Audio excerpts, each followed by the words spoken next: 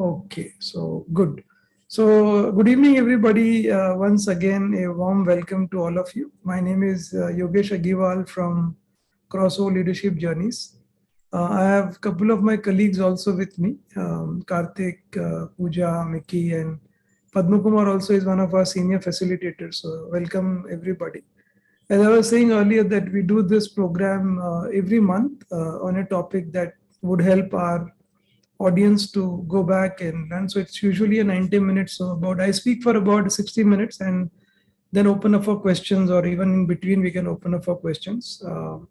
And we also would like to invite you to join a WhatsApp group that we have created. Essentially, we give you a 1 month support, after this webinar, which means that you can ask any questions that, because there are a lot of learners who don't like to ask many questions in the open discussion, but you can ask the mentors who will be there. Pooja Jain is a mentor for the group, and you can ask that. So let me share my deck here, which I'll be using through the webinar. A brief about the organization. We are a 6-year-old company, and I personally come from a very long IT background. So I've held sales, operations, delivery roles. I spent a very long time at Wipro, and that is where I got introduced to leadership after I got the award from Azim Premji 2 times. So after I got the award, I was invited to come and talk in one of such leadership program. And I spoke for 90 minutes and the session went well. And then I was invited again. And I came so often that one day our head of HR said that, why don't you move to leadership department full time? And that is the journey in 2009 that started. And then no looking back. I think it has been a fantastic journey. I think what more can one ask for getting paid for helping people transform? So we are so lucky to have, and we are 30 of us in the organization, and so work across not only in India, but we do work in other countries also. So welcome to the show. This logo, I always get inspired myself with the logo, is that you see the people in yellow are like different departments or different people coming together. And this round in the central is the central purpose. And the black guy is a strategic leader on the top. And when he turns around, he becomes a servant leader. Yeah, so we'll talk about, and the reason I described this logo for all of you, there is a correction between the topic that I'm dealing today and the logo. So the logo was designed in 2015, keeping this in mind. So our whole purpose of Crossover is, in Hindi we say Manav Kalyan. So we try to help, bring in the purpose for the client if sometimes leaders don't articulate so well or they have forgotten the purpose. So we help do that, and we build leaders at all levels, which means that we've got programs at all levels. And this one slide I just want to share, you would have seen it in our website also, that on the left hand side you see any organization can be divided into 4 parts: campus hires, associate, mid-level, and senior. So we have interventions for all of these people.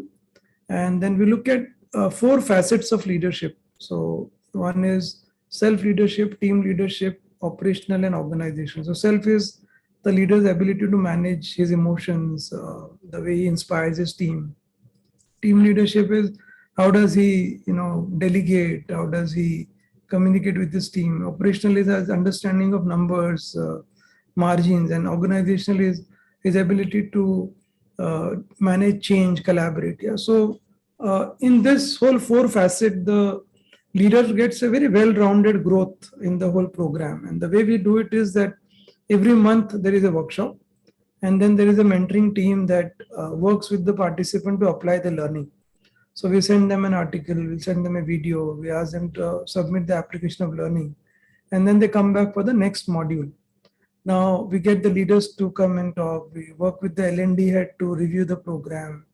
And this program can be a 6 months program, 12 months program, 18 months program, depending on what competencies that you want to really build your leaders on. Yeah. So if you don't have a competency definition, we also have consultants who can do that. Yeah. So that's the broad, model.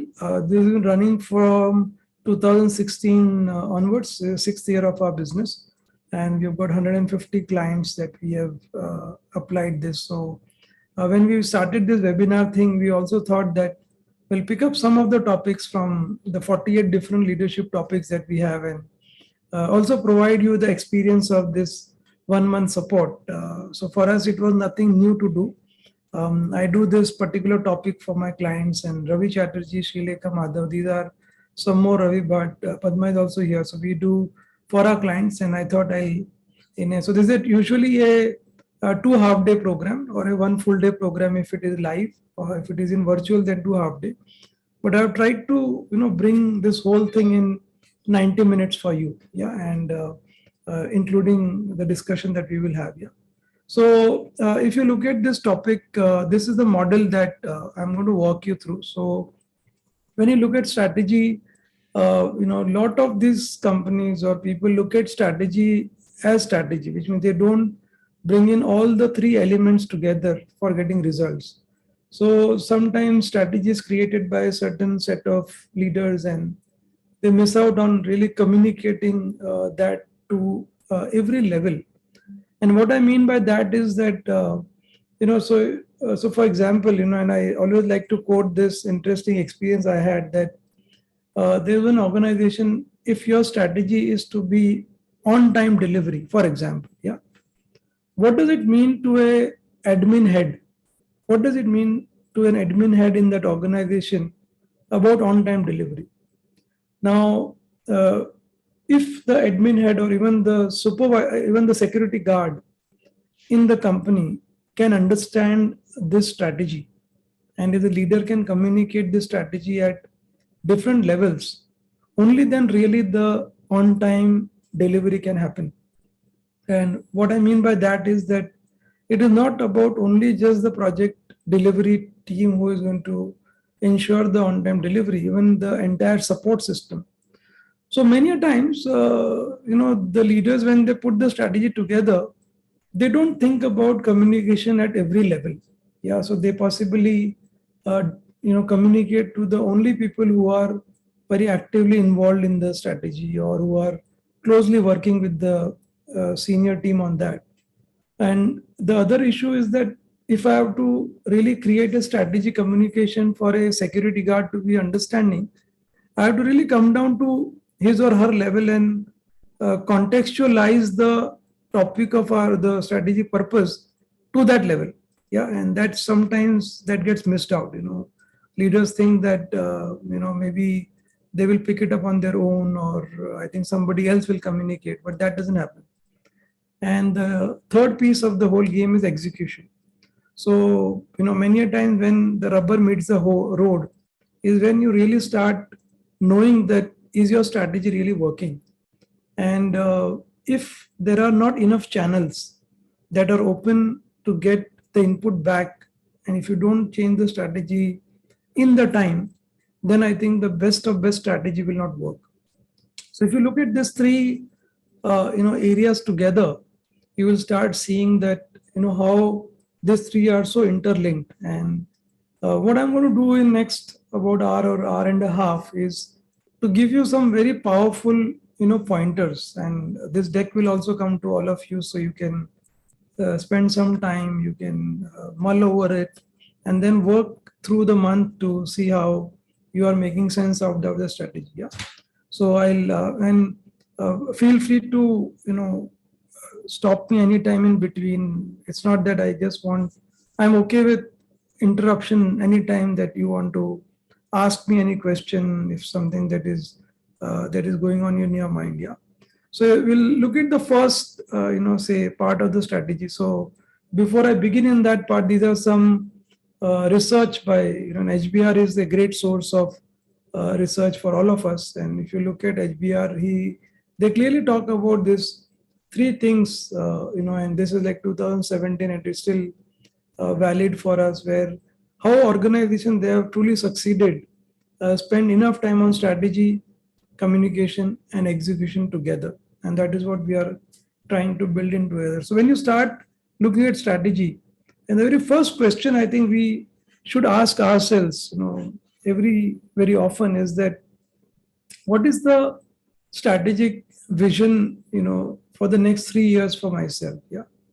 And I've just put it because a lot of you are joining as individuals, So I know Nisha has joined us as a individual coach, Padma is a consultant. So this is applicable to everybody. This whole approach that I'm sharing is not only for organization, it is for everybody. And the reason I'm contextualizing it for an individual, because imagine if every individual in your organization start questioning themselves that, what does my profile look like?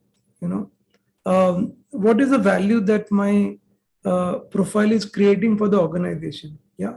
So if I'm a trainer and maybe pre-pandemic, I was always very comfortable delivering a face-to-face session.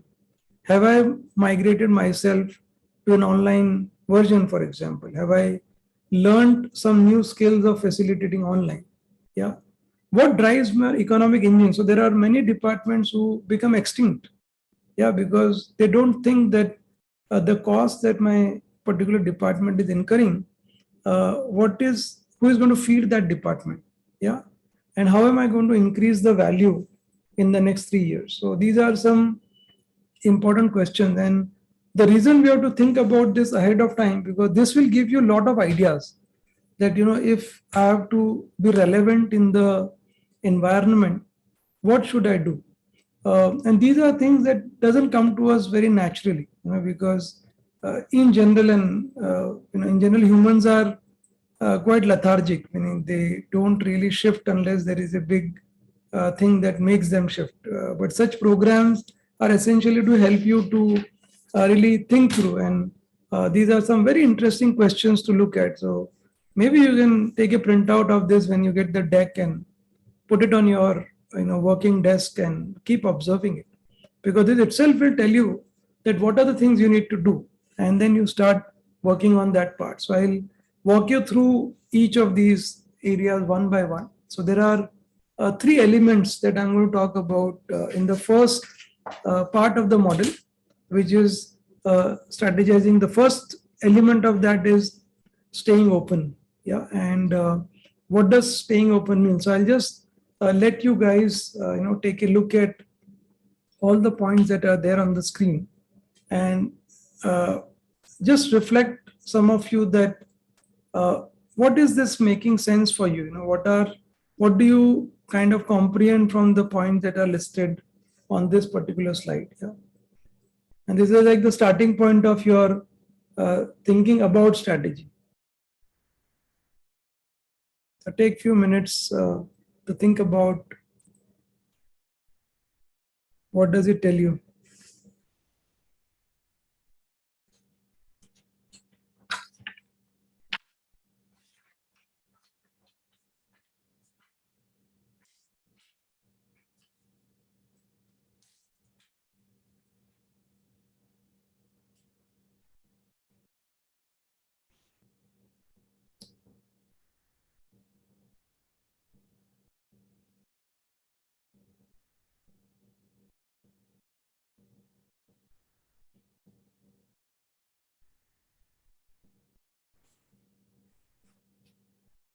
So especially, personally, I like the third point quite a bit, which is making yourself vulnerable. So many a times, the thinking around strategies that, somebody in the top office will create the strategy, and which is in some form true, that the top leadership is really having an opportunity to make certain things. But if the leaders themselves don't make themselves vulnerable, yeah, which means that they are not willing to essentially take inputs from every level, their strategy will not really be as effective as they would if they take the inputs from people. And what that means is that I'm okay to essentially admit that I think everything I don't know, and there are possibilities that I have not considered.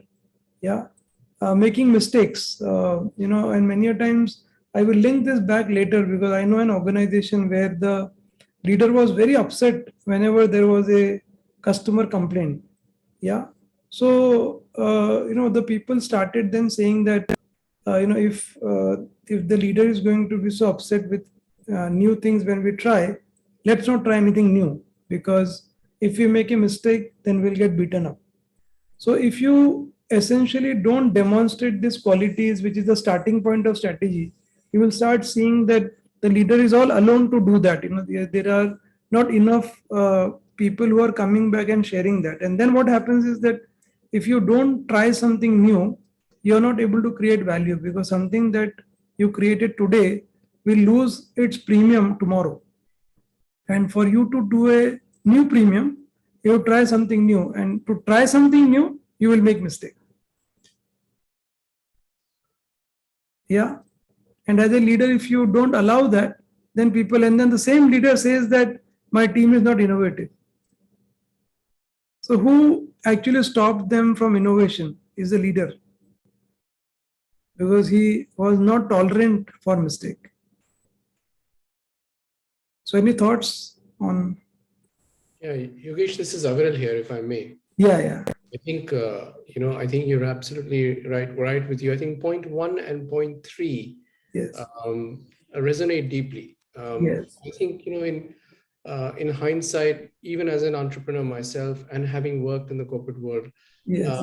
letting go of control is one of the things that people find perhaps very hard to do, because it's taken them a certain amount of time and skill and practice to reach the places that they've reached. Yes. And then finally, we're constantly reminded of the fact that the fact that you're in that position means now you're finally in control, right? And the fact that we're trying to challenge them and say, give up that control and give up that. It's those words that you mentioned in point number 3, which is both terrifying and exhilarating. Absolutely. Yes. Absolutely. Thank you. I will bang on. I think, so the reason I put this slide with these points is that I want our audience to go back and spend time on this and see for themselves that which of these they are possibly not practicing enough, and possibly, I always tell leaders to go and share this with your team members and ask them that which of these I'm not practicing, and that can be a great input for the leaders. Yeah. Absolutely. So yeah, and no problem on any other point you can ask in the WhatsApp group that you will get added on. And the second element of strategizing is about big picture thinking, which essentially is a big term, but essentially what we are saying is that can I connect back to the first ontology of asking myself that what is that economic engine that will drive me, what are the changes that I would make. And the first point is again seeking perfection. So the future that you're going to create will never be perfect on the first time. So if you are going to seek perfection in the beginning, and you will see many leaders, especially in organization where they do repeated tasks, they get so used to that particular number that they're chasing that they don't want to try anything new. So the same leader who was getting clapped for the numbers that they were showing perfection on, actually becomes a deterrent for their future. And that is the challenge of leadership, that are you able to balance both. So we are not saying that you should not be also seeking perfection, but seek perfection for a certain period of time, and then challenge for yourself that is this perfection creating the value for the stakeholders? Can I challenge that part? And again, then go back to this cycle of again becoming imperfect, again go to perfect. And you can do that only if you're not going to spend your time on things that somebody else can do for you, because leaders will always have this challenge on time. So if you don't follow this ability to delegate, you will have this challenge. And the third, I think, is also connected, is about being adventurous. Yeah. So if you look at some of these points, you will find this very valuable. And when you're doing these points, you will start considering many aspects. So sometimes strategy is not very complex, but it has to be done in a very systematic manner. And you will see some of these points where when you are like creating your strategy, the last point, which is again very, very critical, for people, is am I considering everybody when I am putting together the future, which means my investors, my employees, my customers, my own lifestyle. So we are not saying that you should not be moving or targeting to new or new geography or new customer or new line of business, the idea is while I am being adventurous, am I considering all the aspects? Yeah, and there is nothing wrong in trying something new, but many times when we are doing this, we are not possibly missing out one or the stakeholders that has to be considered. So the 3 points that we just saw, if we can put this all together for strategizing, that could be the starting point. So this is the first element of our model. The second is about communication. Yeah, so if you look at communication, as I was saying in that example, that how do you communicate that at every level? And a lot of leaders, if you see, they spend a lot of time on the what and how part of it. And I think if you look at the next slide, I am going to talk about the Simon Sinek start with why model, which I think many of you must already be familiar. But when you're channelizing communication, are you really creating your messaging across various levels? Because every level will have their own levels of comprehension. And unless you really communicate at every level, it won't work. And I always like to share this experience of one of my very close mid-sized IT company who were other client, and his name is Jayant, who is the CEO of the organization. And this company has like about 500 employees and absolutely has grown beautifully. They have got repeat customers, and I'm very closely working with Jayant. So I had been to his office a couple of times, and there was this one guy called Ramnath, and Ramnath used to always arrange everything on time. So many a times I have seen clients visiting their office, and the food will be arranged absolutely at 1 o'clock. If it is the lunchtime, is 1 o'clock. If the cab has to be arranged, he will arrange on time. So one day I asked Ramnath, I was there for 4 days, and I asked Ramnath that, how come you're so inspired and motivated to do everything, on time? And he said that, I think if I don't do all this, our projects will not get delivered on time. And I said, who said this to you? He said, Jayant sir. And last month, the 10 crore project that we delivered, he said that I am responsible for that. And I went to Jayant and I said, are you kidding that you told this Ramnath that he's responsible? He contributed to the 10 crore project. He said, yes. I said, how? He said, I told Ramnath that when clients come and they see that their lunch is on time, the airport cab is taking them on time, everything is going, the subtle impression that they are getting in the background is that the entire engine of this organization is actually working towards on-time delivery. So the contribution of Ramnath is so high. And one day, so I said, what did you tell Ramnath about this? So Jayant says that, I told Ramnath that, every project that, we deliver on time is because you get everything arranged on time. You arrange the cab on time, you arrange the lunch on time.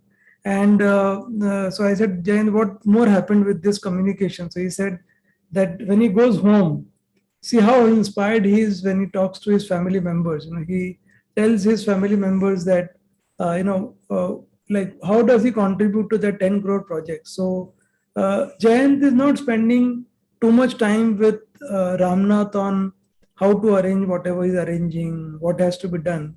He just talked about the why to Ramnath, that our purpose is to deliver on time, and see how creating the why before what and how really helped everybody in the organization to get aligned. So I'll take a pause here and check your reflection on how much do you think in your own role, you have reminded yourself about why more compared to, how and what. Any thoughts?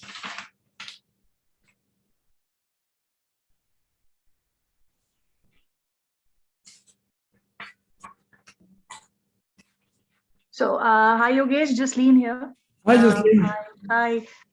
Yes, I can very well relate to this, Yogesh, because I manage the HR function for an organization, and I have a team of I have a team wherein I have people who are quite it's young people, and they are freshers, so who Yes. don't have any experience in the past. So kind of a trainees, if I can say. So earlier when, when we used to tell them what they have to do and, how they have to do, what they have to do, they were doing it, but they were not able to relate to it. But this why factor, actually, I also realized, few months back that there has to be this why factor. I Yes. need to tell these people that why they have to do it. What is Yes. whatever they are doing? What is the reason behind it? Yes. So, for example, a very small example or a very easy example should be a background verification, for example. Yes. Yes. So I used to tell people, you have to initiate the background verification. Report aega, you have to save that report in the employee file and all. And they were doing it just like, it's a task, we have to do it. Yes. But they were not able to realize that, what is the importance until and unless I sat with them and told them that, why we are doing this.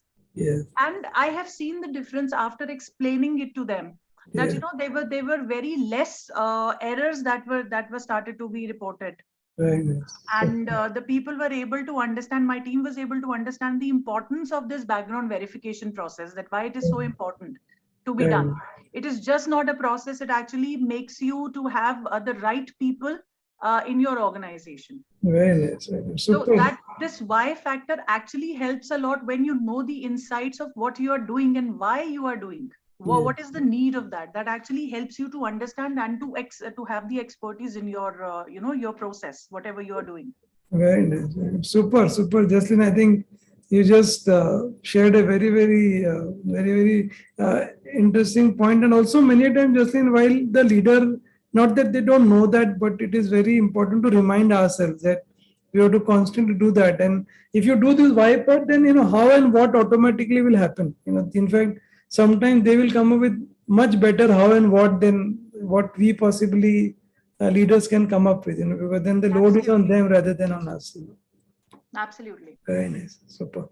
Awesome. So, and I'm like, I know these are some very big concepts and I'm just spending time, a few minutes on each of this. The idea is that I want to trigger this whole model in your mind in such a way that when you go back to your own organizations, you can share this with your team members, and then start getting those inputs on each of those elements in such a way that you are able to see that. Yeah. So I can see, I think, yeah, Padma, please. Yeah. So, start with the why is wonderful. Excellent. I just wanted to add one more element. Yes. When we communicate the why, sometimes the why tends to be an organizational why. Yeah. But if you're able to nicely merge in the what's in it for you as well in the why, then it makes for a powerful combination. At every level, people are able to understand why something is being done, in addition to what's in it for them. If we can nicely, subtly merge both the things, then it becomes even more compelling. That's my view. Yeah, only Padma, my only, and I had this discussion with one of my client, recently, and I felt that, what's in it for me sometimes can be, can become a challenge, because what's in it for me may not match with what's in it for, the organization at point, so it is, let the people decide that is the why matching with their what's in it for me, because otherwise a lot of people may not find that what's in it for me matching. So they might say that, no, I am not aligning with that particular why part. So it is,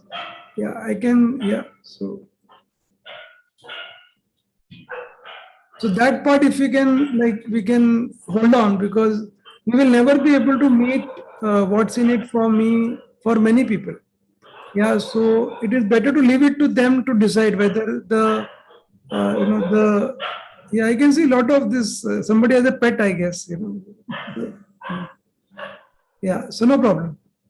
I think I can see Indrajit also and Nisha also raising their hand. Yeah, Indrajit. In fact, Yogesh, sort of to walk the middle line between what you said and what I heard from Padma. Yes. This was from a conversation I just had sometime in the morning. So, I'm essentially working on sustainability for the APAC region, and I had a call with a couple of country leads, and one of the things, and essentially of all the countries that I work with, these are relatively smaller countries, so their contribution to the overall whole is much smaller. But in that conversation, what I was really focusing on was the fact that their local context is important, not just the organizational context, and also trying to appeal to their sense of loyalty to that country and to the organization, sort of linking it together, so that end of the day, you want to show results to the organization, but you also want to motivate the people, whatever be their level of motivation. So I was actually trying to bridge in a way the two things that you mentioned, the why, the greater purpose of the organization, and also appeal to their loyalty to their local context, their country or their site, and try to make a segue such that they are still contributing, because typically they wouldn't be very motivated compared to all the results that they see with the other larger countries in the portfolio. But if they feel that my country, my site has something to contribute to the large map, then it motivates me in some way, because it's a more localized context. So I sort of just wanted to bring that up. I think, if we can use these different levels of motivation, whether it's motivation at a personal level, if you feel more connected to, your social circle or your country, whatever it is, if you can identify and appeal to that, I think it probably helps get results more effectively. Yes.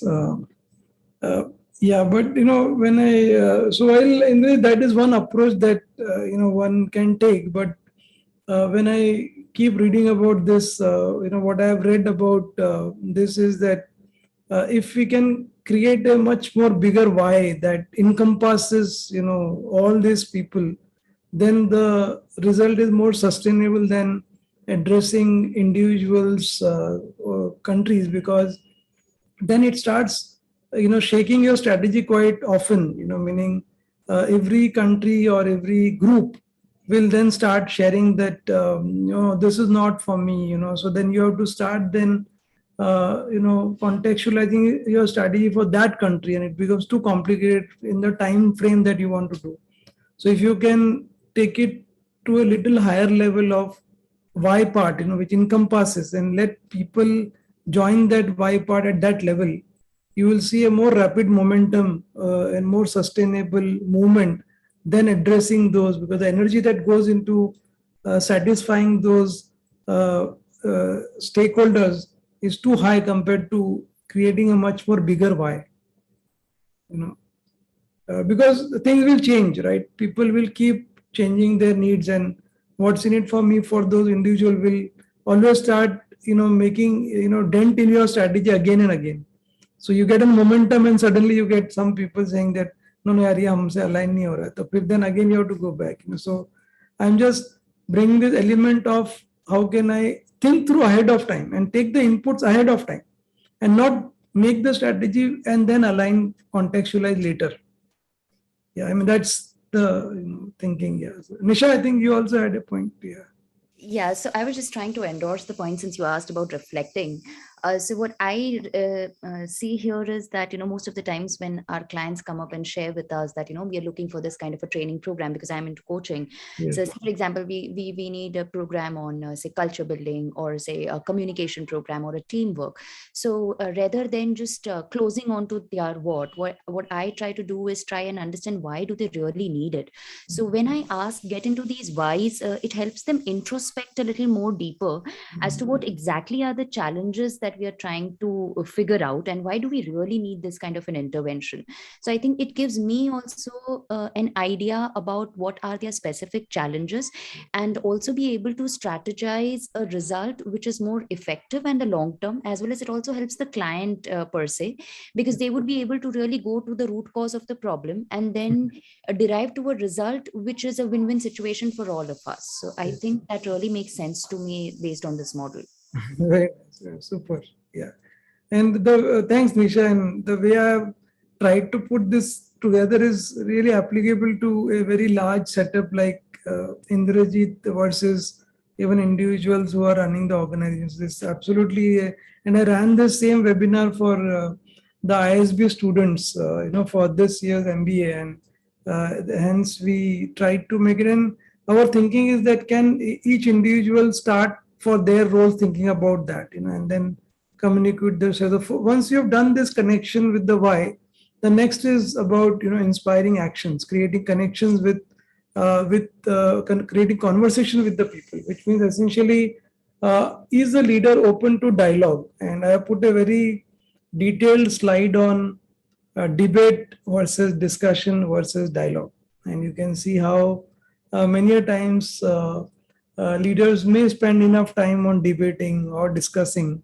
Can I also focus on dialogue? And if you see this triangle, it beautifully moves from an individual purpose to a shared purpose. Yeah, and you can see on the right hand side how from winning to serving. Serving is a much more larger context, but if you see the journey of how it moves from winning to sharing to understanding to learning and then serving. So debate it as a lower level, discussion is a mid level, and dialogue is a top level. So when you get the slides, you can take a look at that. You can spend some time on seeing for yourself that how much of dialoguing is happening with you and your leaders versus how much time is going in debate, discussion, and dialogue. So once you have done the conversation, so as you see the journey so far that we have come together, right? So we have thought about the big picture, we have thought about the strategy, we have also started to communicate the strategy and create conversation, and the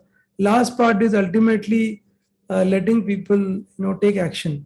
Are you inspiring them enough to take action to really drive the strategy? So typically what happens is that many leaders do the other way around. So they advocate their they advocate their strategy first, and they barely inquire about what people are thinking, and then they listen.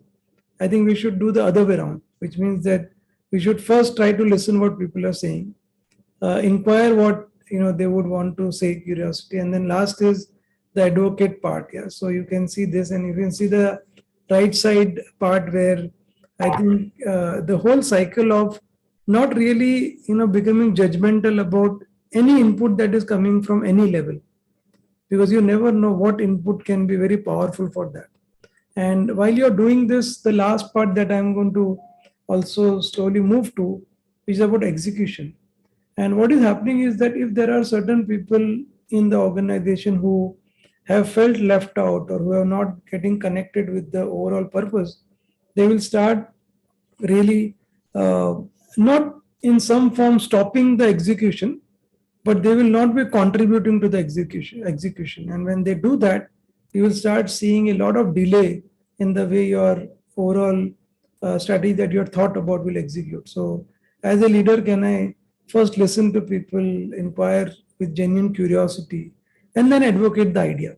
Yeah, because here the other thing that would happen is that you are so excited about your idea that you immediately want to advocate. But I think human beings possibly always have their own inhibitions, always have their own doubts about everything. So if you can listen to their doubts, if you can inquire about their understanding, their concern, and then advocate with empathy and respect, which means that if Jayant is talking to Ramnath, Ramnath has to respect that level of conversation versus he's talking to his vice president of growth, he will have a different conversation.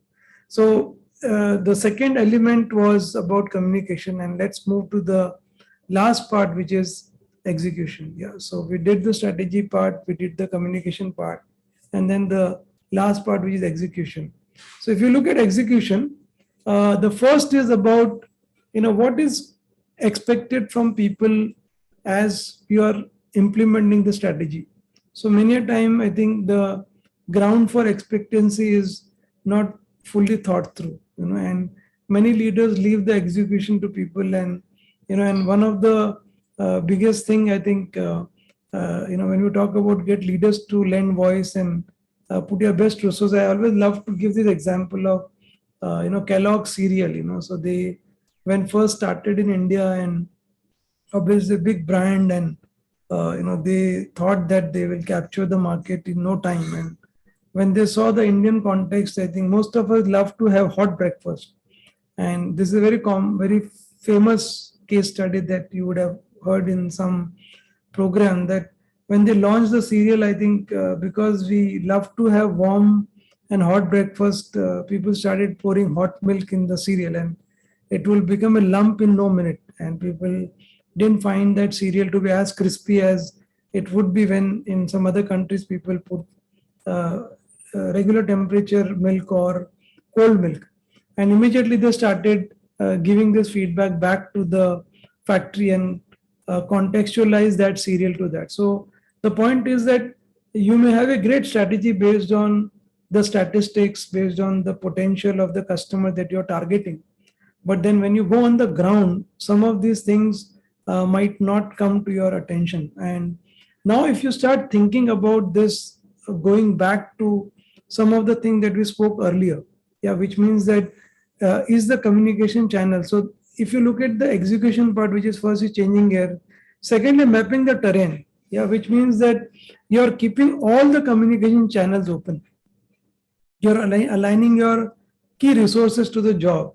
So there are many organizations who essentially have many senior people on bench, which means that they are actually putting their best people to execute the project. So the strategy is as good as it is executed. And if in the Kellogg's example, if they had not really gone back and made the changes, I think Kellogg would not be there in India anymore. Yeah. So you can see how they try to awake that and stay awake for slowdown and burnout, because initially, while the strategy is getting implemented, there will be some extra effort to be done, by people.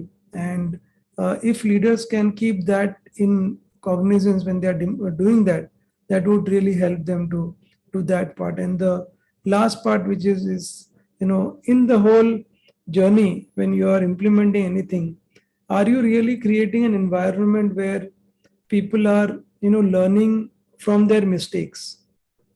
Are people engaging in the whole journey? Are they giving feed forward for the future? Or are people saying that, no, I think I was told this, and I think if that does not work, I think it's an issue of the leader? Are people creating that? And that, if we can do, then any strategy that you have put together may take course correction in the journey. But if you have not kept all this in mind, then what will happen is the best strategy at the end will not really see the result that you're expecting. And why is this last piece as important as all the piece that we spoke? Is that when in future you are going to change or recreate your strategy, and the first question that I put together for all of you about what is the economic engine that is driving, what is the purpose or economic value of my role, can this become like a beautiful circle going back and feeding into that strategy? Because strategy can never be static, which means that you have to constantly keep doing that. And how do you do that is, maybe you started the first organization, or you started the first product, or if you started something which the founder was quite passionate about. But after that, what? After that, if you have to sustain and if you have to grow, then you have to put this model in place. And if you see the last part, that I again bringing back the whole model again, and you will start seeing that it's like a beautiful cycle. To get your sustainable results, you will have to start putting it all these three things together, because on the ground what is getting executed should be fed via the communication channel to the original strategy. The original strategy will now start making changes from the input that you have given, and then again you communicate that back to the different levels in the organization. Again the execution starts. The execution again gives back input to the strategy, and that cycle continues. And if as a leader, the points that I have shared can be constantly practiced, you will see any organization can actually continue to grow and thrive. Yeah. So this was, I think, the model that I wanted to share with all of you. I can keep the model on for some time, and we can open up for questions, thoughts, reflections. What do you guys are thinking about this? Yeah.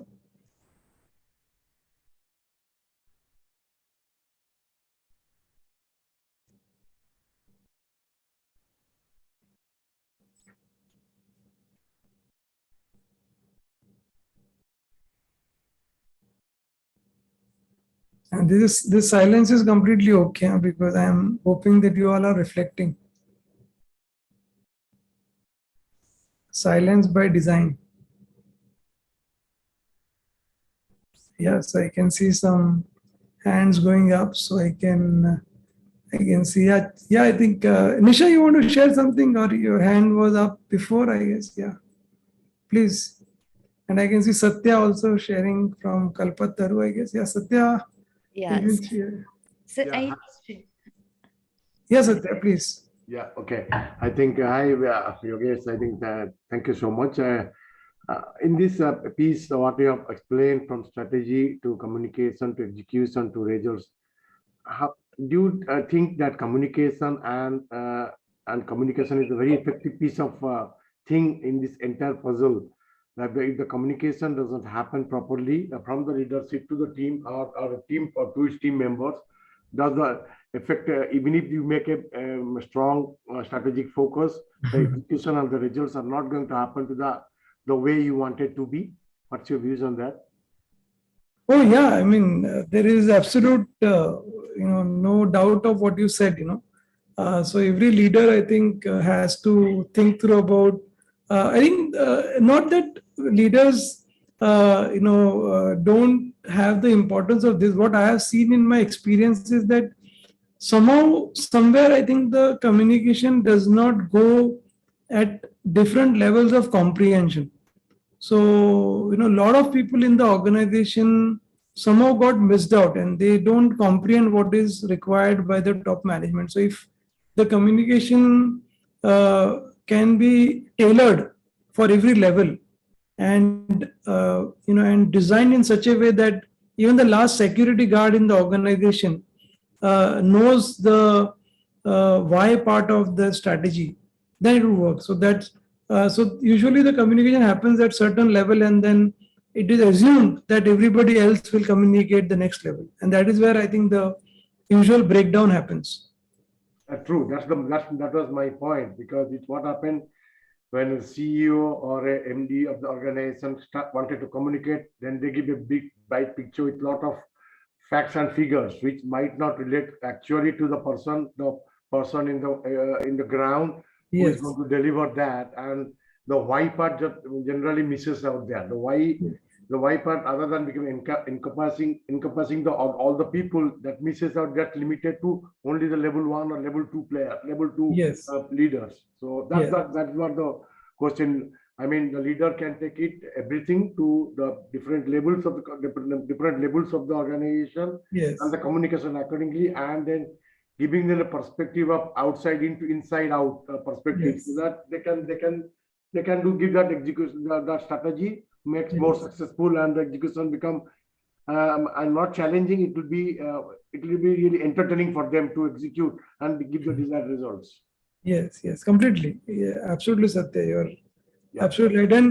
And sometimes, I also, when I work with my clients, I tell them that when you're putting together the communication at every level, it would be a good idea for, for one to start putting some possible questions that people might have, and let the leaders, be given those answers that the top management is possibly wanting to communicate. So many a times we assume that people would know what to answer, but it will be a good idea for us to jot that down, that what could be the possible questions. So if your strategy is to, say, close down a particular geography, or launch a new product, or go after a certain set of customers, people might have certain questions. So can you comprehend them and start putting together before, because if they don't put together, then what happens is that the leader at the lower level would answer to their best of knowledge and thinking, and that would not match with what the original plan was. Yeah, Exactly. Thank you, Yogesh. Viral. Yeah, please. Well, first of all, thank you, Yogesh. I think this is wonderful, and it reminds me of one of my mentors who always used to say, "Look, if the person on the shop floor, for example, of a manufacturing unit, if you speak to them, and in 2 minutes, if they can't tell you what their purpose is, right, then your strategy doesn't exist, unfortunately." And that kind of ties into what you've been saying about communication and why that's so important. And Yes. I'm reminded of a wonderful story. I don't know whether it's a true story, but I like to believe that it is. That one time in NASA, this is at the height of the race to the moon, and US is competing with Russia to say who's going to send the man to moon first. And apparently JFK visited NASA, and there's a janitor who was just kind of doing their job, and JFK kind of held back and said good morning to him. But the janitor just kept sweeping and just said good morning, but didn't look up. And he says, "Are you okay? What are you doing today?" And the janitor just looked up at that point in time and said, "Well, sir, I'm sending man to the moon." Right? So that level of purpose to say, I'm not just cleaning the floor, but I'm making sure that it's absolutely dust free, so that nothing goes into the equipment, nothing. And that sense of purpose, that the work that I'm doing is not just about sweeping this floor, it's about sending man to the moon. I think that kind of described to me what my mentor really meant when he said that even, and like you said, even the security guard should be able to articulate. Yes. Very nice. Super. Very nice. I think, Aviral, I think it must be a true story, because I have also heard this, and it's so inspiring to every time hear that. Yeah. But I think people have made many versions of the story. So one of the stories says that the liftman, who is like sending people on the lift, when there are elevators, he would like push the astronauts to go in certain lifts, and somebody asked, what is so exciting about this? He said, if I don't put you in the right elevator, you won't go and launch. So, but it is all, even if it is not true, I think it's very inspiring to consider that. Yeah. So, very nice. Yeah. So because, and I'm trying to like also promote that, if you have great strategy and if you don't put it to every level, I think that strategy will never work. And that's the biggest, thing that the leaders have to start thinking. And that's a big swing that every leader has to do, because on one hand, he's actually talking to investors, he's talking to, so many people at a very different level, and suddenly he has to talk to the security guard also. So that swing that he has to make at all levels is a key skill that every leader should essentially have. Yeah, I think I can see Nisha would like to share something. I can see your hand up. Yeah, so this is just to mention that it has been really an insightful session, and I've gained so much of information, all these insights that you've shared. It's really amazing. Just to add on to it, sir, if you would want to share one of your real life examples wherein some specific challenge or a problem that you have actually countered, and how did you help deliver to the results? Just to give an entire walkthrough of a small little journey of a small problem, if you'd want to share with us, so that would give a little brighter insight as well. So I can share, and let me just check with Padma if he has a similar question. I can combine the question and answer. Padma, you want to share something? Well, my question is, traditionally strategy was meant to be operationalized over a time frame. People had a 5-year strategy, 10-year strategy, but we all know that now it has shrunk. There is no more a point in terms of having a very long-term kind of strategy. By and large, even now, long-term means maybe a year. So that's a kind of dynamism that's come into the whole picture. Now, my question is, not necessarily directly to you, Yogesh. I'm happy for anybody to share. How has this, shortening of the time frame to execute on a strategy changed the way we strategize, or the way we communicate, or the way we execute? How do we really bring that agility into executing strategies in companies now that we don't have this long 10-year kind of strategies? That's my question. So maybe I can take a stab at what Nisha shared and see if some of it I can answer for you also.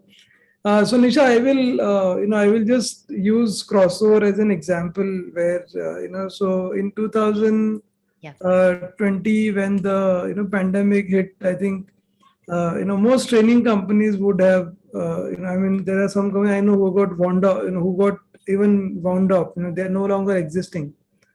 And we were also in similar, right? The first cut of budget happens usually for training, yes, and we had And we are in a game where we had like longer term investment by clients. So when I say that, if I am getting projects which are 9 months, 12 months long, I am also committing my people for that long, which means I have got a cost structure in the background which has to address that level of longevity.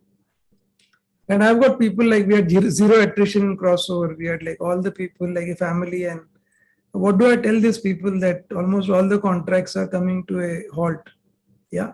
So we started really thinking about our own strategy at crossover. Yeah. And since we are a small group, it was much easier to think through and put this together. So instead of getting panicked about this whole thing, we took a very different approach. We thought that, in the classroom model, there was a lot of restriction of, we had this hotel issue, venue issue. Can we look at all the clients that we have today and check with them about their employees across the world and which we had never been able to touch? And we really put together the list number one on one side. Yeah. And we communicated that to everybody. First thing is that there's nothing to get panicked about this approach we are taking. Second thing that we did is we didn't want to continue just taking the same content to the client or to the participant in the way format it is, which means that we have to completely redesign the whole content, which is as basic as in a classroom setup. You've got 4 tables, you've got people who do the distributor. What is the equivalent of that? There's something we do always with breakout room, or if there is a, so we got into such granular details of what happens in every day-to-day in a classroom session. And then we started going back to our clients saying that if we were to focus on client-facing roles, who are very close to the client, if they could possibly, be with the client in these times of crisis and work through them with their problems and see what solutions they can bring in. It just really clicked with the clients, which means that we then started going to different countries, the clients where there are 3 people in Dubai, 4 people in Germany, 5 people in UK. That started giving a very different momentum to the entire organization within crossover. So nobody was really waiting and saying that, what do we do next when these are happening? So everybody got engaged in, the content team got busy in reconverting the content. The sales team got busy in talking to the clients about this new thing. We then started saying to our clients that, and some of the clients where we just could not go to those geographies, became like a great target point. Number one. Number two is that we had really some extra time on hand, because although I was, now I can tell the thing because we are successful now, that, somewhere I was panicking myself inside that, itna bada bada bhashan de raha, but what will happen after 4 months if we don't get work? Yeah. Luckily, we had enough cash. So we knew that even if we don't get work for 2 years, we don't have to lay off anybody, because we had actually kept that amount aside. So that way I was not worried. But then what was started happening is that the team that was now getting engaged started giving me a lot of ideas, saying that in not only that geography, we have never had this sales academy as an offering. Can we create sales academy?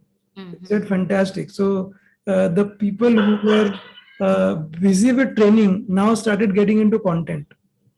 Pooja Jain, who is right now here with me, she was a mentor. She became a social media expert. Now you saw, Nisha, that how much engagement. Yeah, can you imagine that people who have never done something in the past like this now getting converted? So we started realigning the roles. We started moving people around from what they were doing to something else. Yeah. So in about 7 months or 8 months, we actually started booking orders again, with this new. And then nothing was really stopping us from then doing. My biggest message from here is that when I was going through that phase, I was like constantly in communication with everybody, including the weekly rhythm that we always had when we were, pre-COVID. We didn't change that. The topic changed, because what happens is that the moment your team starts seeing that we are no longer having those reviews, we are not letting that connect, they start losing the confidence in the organization. True. Yeah. So it doesn't matter. You should be vulnerable to, in fact, you would be surprised that some of the employees came back and said to me, can we take a salary cut? Because I know that there's nothing coming from the client. Yeah. Okay. So I said, no, don't worry. If that comes, I'll let you know in future. But we didn't have to cut anybody's salary. We didn't have to lay off anybody. Yeah. So if you can content, but those weekly meetings started getting converted to a different conversation, which means we started taking input from everybody, saying that what else can we do? Yeah, so we created Sales Academy as a program. We created talent. We created a program for the CFO organization, which in many organizations there is nothing for the support function. Yeah, which when we went to the client, they were like so happy that we never thought about back-end functions who are so important for us. Yeah. Right. Yes. So and now I think we are seeing through that the whole creating the new strategy, communicating them and executing on the ground. Wonderful. Yeah, that's really wonderful. Thank you so much. Thank you Yeah, so much. yeah. And one more thing, Nisha, I should tell you that earlier, all our records were not really, up to date. So we like if you, now since so we may say many things to the client, but when you go in the back end kitchen, you will see that the dish that is coming out is not coming from the best kitchen inside. Yeah. So we thought that can we clean up our kitchen? Can we organize our data? Can we create so many new collaterals? Can we put our catalog? So there was so much of work that almost like we were working more than what we were working pre-COVID. Can you imagine? Yes. Like people are super excited That about time for the entire team to actually ponder backend as well. Yeah, true. completely. So instead of getting too upset about the environment, we thought, can we make the best use of it? So although as a leader you are scared from inside, but you know show it to outside. Now I can tell people because we have gone through that phase. So but I'm telling this because then Pooja Jan can tell me next time when something hits like this that don't worry, we have gone through it last time, we'll do it again. And this will be even better now. Wonderful. Thank you so much for this insightful journey, Yogesh. I really appreciate it. Absolutely, yeah.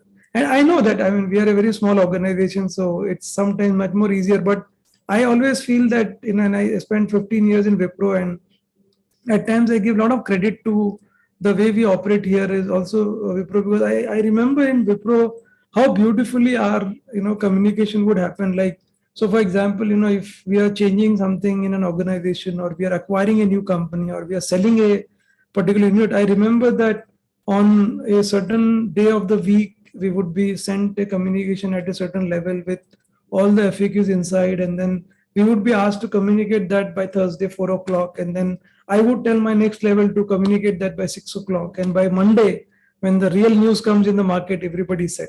Yeah, so there is no chaos on that. Yeah, so some of these organizations have really matured in the way they operate, but I always feel that, and our target segment at Crossover is not very large companies. We feel that mid-sized companies, small-sized companies really can take help of the structure that we have put together and become really successful, in this model that I shared with you. Yes, absolutely, no doubt about it. Yes. Yeah. Thank you. Good, perfect. Yeah. So good. So I think, as I was saying, that we will be providing a month support to all of you, and I'll request Pooja to also email the WhatsApp link and also post it here.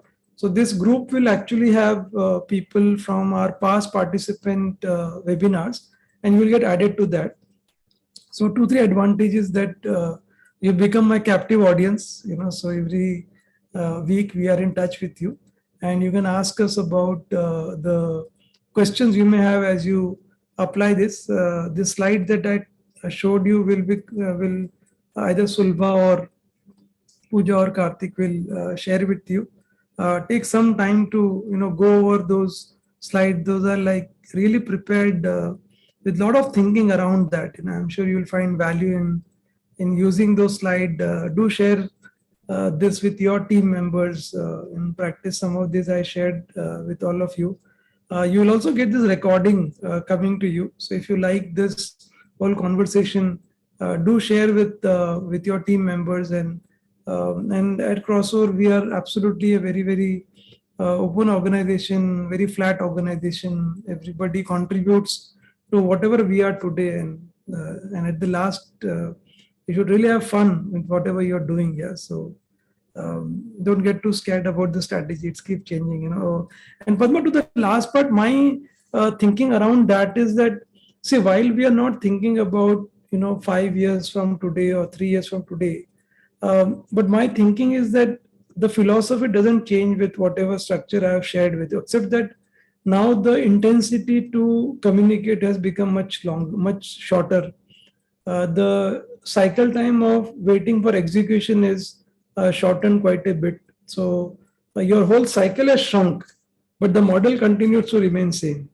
So you will have to still bring in those channels where you are meeting your team more often. You are making, like for example, at crossover from 2 to 3 o'clock in the afternoon, we have a Zoom open, wherein all the team members can come in. So if Aviral is my team member, he doesn't need to, like in the virtual world, just getting somebody's time is becoming a time consuming affair, that I text Aviral texts me. To set up a time takes 2 days. So instead of that, we are saying to our team, 2 to 3 after lunch, we are all there in one Zoom. If anybody has, Pooja has a question, she can come in. Karthik has a question, he can come in. So we are cutting short our communication time by just 0. And if they have a question for me, they will pull me into the Zoom right there. So every day, 1 hour, we are essentially looking at what is the plan for the week, what is the plan for next week. Have the mailers gone, have the feedback ready, whatever we do. So there is no chaos at all left in. And if I have to communicate, I can, and I always tell leaders that, don't look for a big day when you will put a big communication, and, do it every day. Like we always talk to our team members that hum log manav kalyan kar rahe hain, we are transforming human beings. Now imagine if Pooja is a mentor, and if I talk about human transformation, she will have such a big empathy with the participant, right? If the participant is not responding, she will say that human being hai na, thoda time lagega.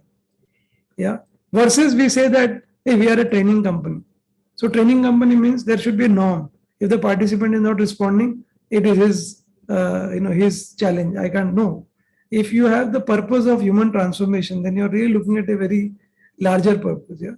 One of the values that we keep promoting is, about altruism. Yeah, which means that we are not different. We are all part of the same universe. Yeah. So can I operate with that level of collaboration? Then why will you hide any information from anybody? You're like willing to share, yeah. And when you start sharing, you are seeing a very different type of refinement of the same content. Yeah. So if I share this deck with all of you, maybe Nisha can come back and say, Yogesh, this slide, if you can add this 2 more points, it will become more powerful. The client might feel I am actually doing this something, but actually it's Nisha. But in the whole process, Nisha also gets what I have given to him. Yeah. So can you create that environment in your own organization? Yeah. And then it's like no stopping back, and it's like just moving forward and forward. Yeah. So Padma, I think the intensity has to be increased. The speed has to be increased. You have to be more vulnerable than before. Yeah, and be more adventurous than before. Yeah. So good. So thank you so much. I think we are at 6:20. We have got another 5 to 7 minutes left before we close. So I think Pooja must be posting the WhatsApp group link, I guess. Pooja, if you can paste it here, people can also join. I already did, Yogesh. Okay. Do it one more time. People can, again, those who have. Sure. Yeah.